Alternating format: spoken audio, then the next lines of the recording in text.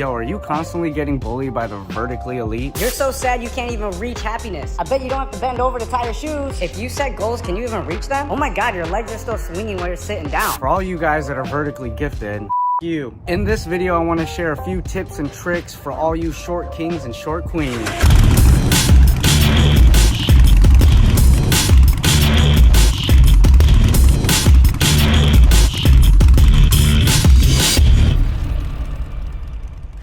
Yo, what up, Block fam? It's Justin James. We are uploading a video from my old channel, which is... Oh, do I actually hit you?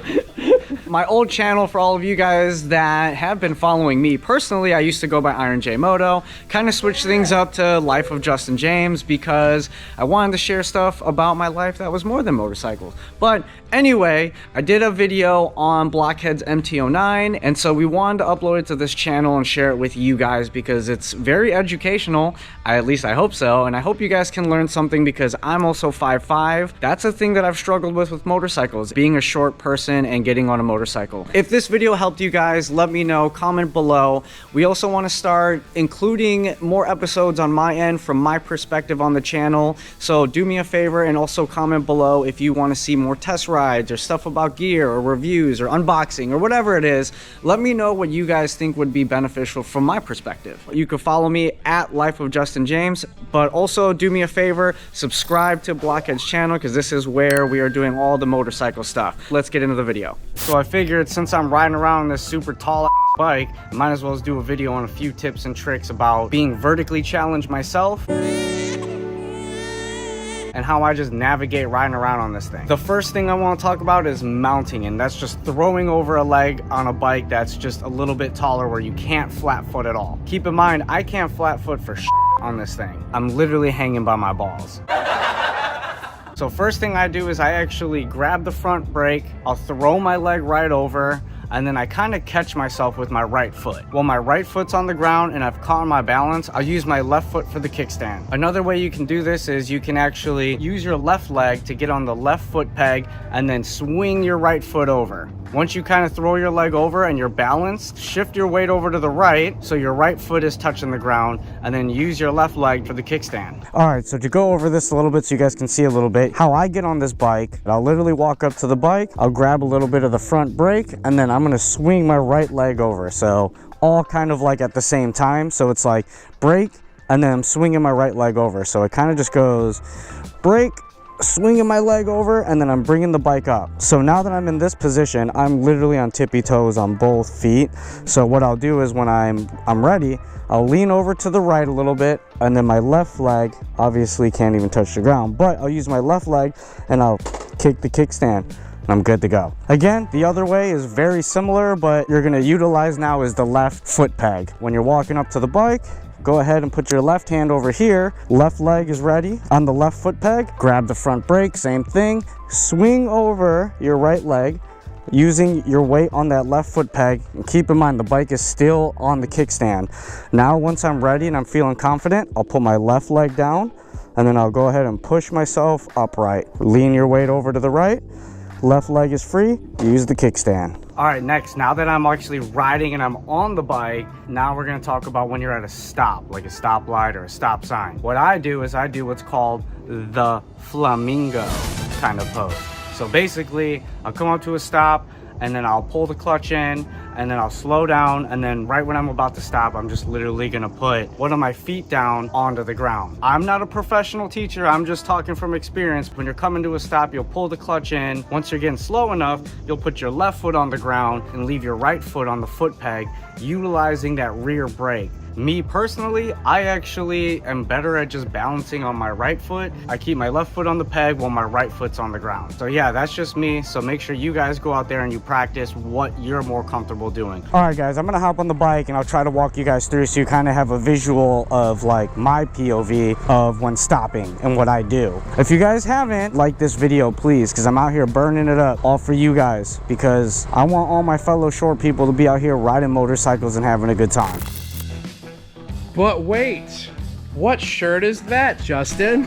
Yo, it's that new Hart & Huntington and Blockhead collabo release. Let's go. So what's up with this release? I don't know.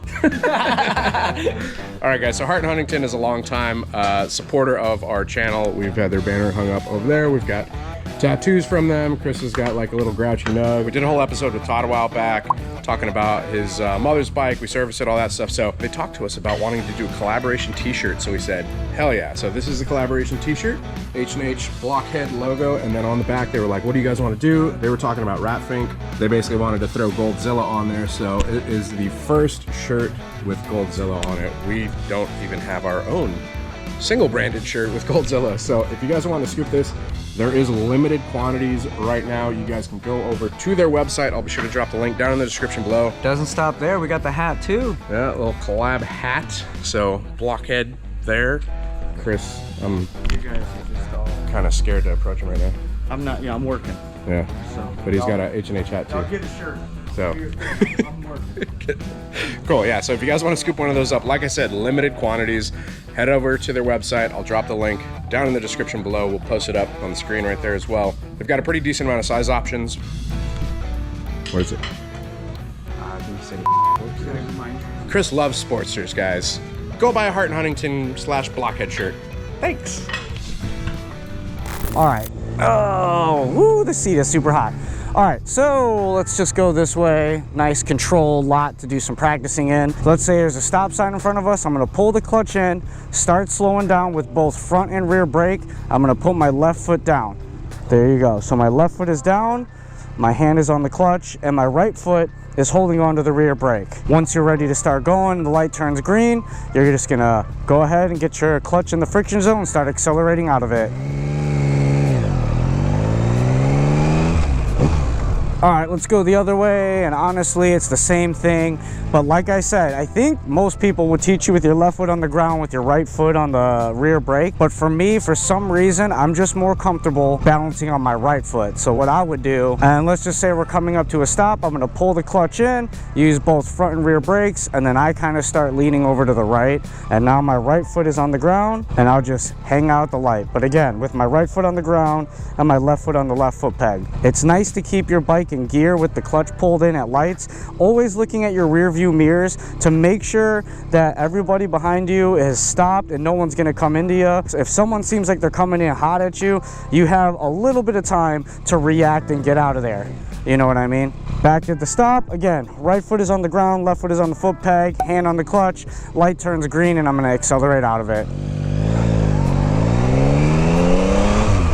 All right, next I want to talk about different seats. Now, I typically ride a Harley-Davidson. I have a Saddleman step-up seat, so that's actually raised my seat about an inch. So I can't even flat foot my own personal bike. But there are so many varieties of seats available. Look up what seats are out there, what people are saying. Does it make you ride higher? Does it bring you closer to the ground? If you don't want to buy a seat, you could actually take the stock seat. They're all held by staples. Undo the staples, shave the seat down, and then staple it back. But I would recommend going to an upholsterer if you're going to try to modify your stock seat. Another thing you could do is actually just use boots or shoes or sneakers with higher platforms. If I use one of my leather boots, I'll actually gain almost like a ½ inch in height. There's tons of options for riding boots, riding sneakers. Consider that as an option that'll actually make you a little bit taller. Now, if you use both in conjunction, where you actually get a seat that brings you a little bit closer to the ground and wear some sneakers or boots that actually make you a little bit taller, all of that will add up and you'll actually be flat footing, or at least closer to the ground and a little bit more confident on the bike.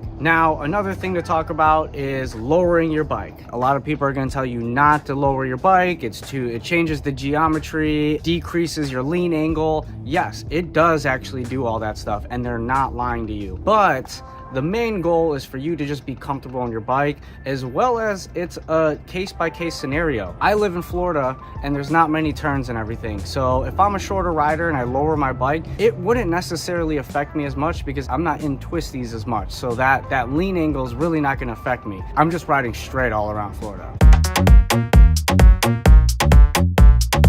it does change the geometry of the bike, and whatever you do to the rear, you also want to do to the front. So if you're going to lower the rear, make sure you lower the front, or else you'll just kind of have this weird angled thing going on where the front's a little bit higher than the rear. Also, it doesn't even hurt to just try it. If you have a sport bike or a metric bike and you get lowering links, or if you have a Harley and you go ahead and do some lowering shocks, why not just try it? Get them installed, ride around, see how it feels for you. If it doesn't work out and you don't like the way it feels and it changes everything for you, then go ahead and just switch it back to your stock setup. Now, if you're doing slow speed stuff and you're coming up to your parking spot, or you're at bike night, or you're doing a little bit of slow maneuvering, remember to not to maneuver around with the forks turn and grab a handful of front brake. Always keep the bike upright and straight until you're ready to make your move. Just because we're already short, so if we start to lean over a little bit, it's just a little bit harder for us to catch our fall. Speaking of slow maneuvering, like I said, I'm like basically hanging by my legs on this thing.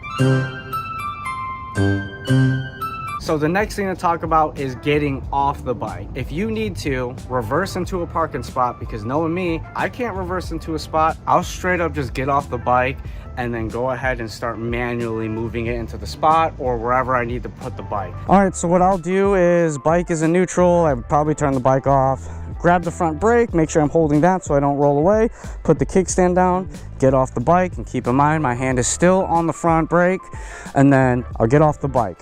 Now that I'm off the bike, you'll use your right hand to grab the rear. In this case, it has the rear strap, so I'll go ahead and grab some of that. My left hand on the left side of the handlebar, I'll go ahead and get the bike upright, right? It's just a little bit. Remember, when the bike is upright, it becomes less heavy. I'll kick the kickstand up, and I'll move the bike. Get it back into the parking spot. In this case, it's in the shade. Freaking seat is hot.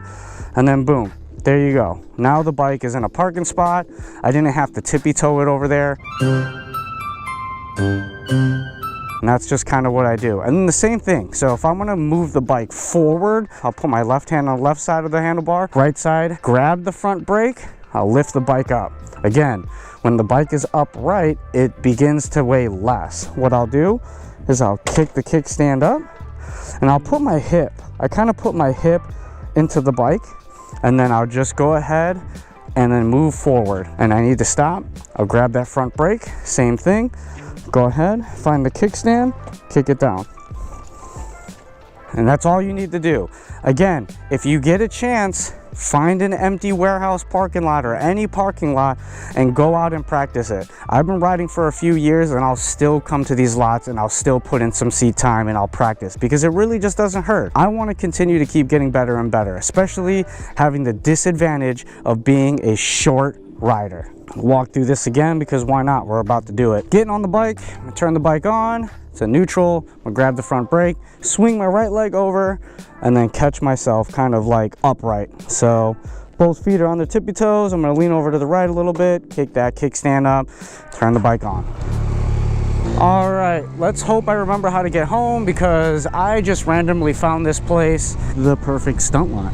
Obviously, if you go back there, you can see a bunch of burnouts on the ground. One last thing to also try, maybe get a different bike. If you find yourself in a position and your bike is too tall, why not just go to a dealership and try sitting on a bunch of different bikes? There's such a variety of bikes out there that offer different heights and different styles. So you could always just try switching out your bike.